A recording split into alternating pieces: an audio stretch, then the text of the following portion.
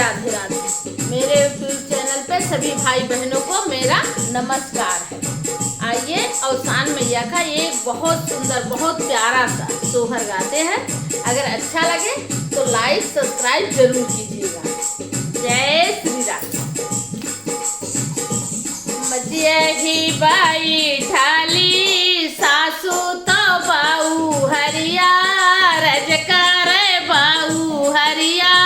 रजकार हो सासू जाऊ हमरे होई है हो रिलवा दूर दुरिया जाबा वऊ बाई दूर दुरिया जाबा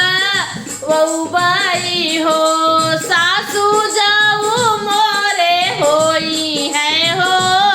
रिलवा दूर दुरिया जाबा वऊ बाई दूर दुरिया जाबा वऊ बाई हो सासू जे बोला हुना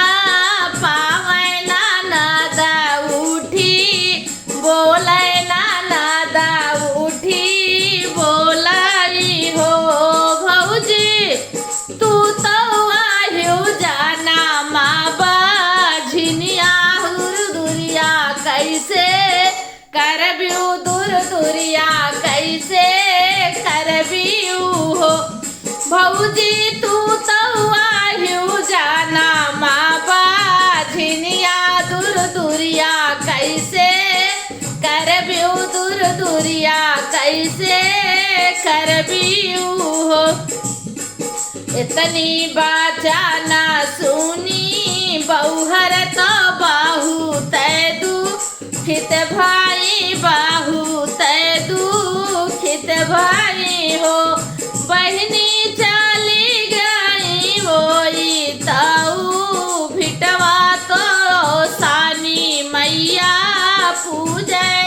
सानी माई माना माई हो बहनी चढ़ी गई ऊंचा के पहाड़वायो सानी मैया पूजे सानी माई बोलावे तो बिनती बहुत करे बहुत रौरी करई हो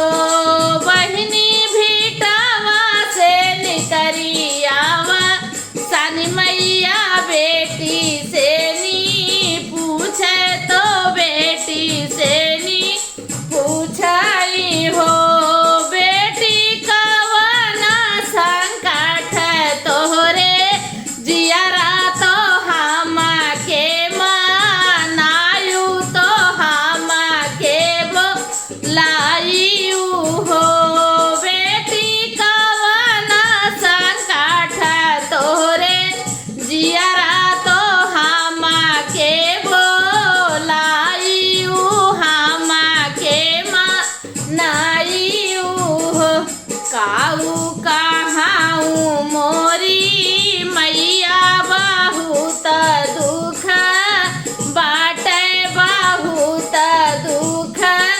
बाटई हो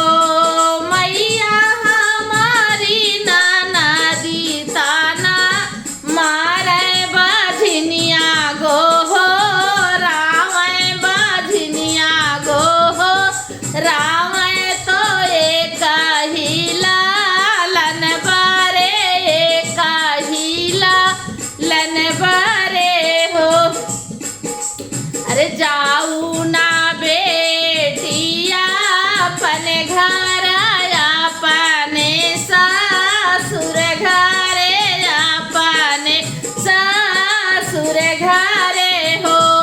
बेटिया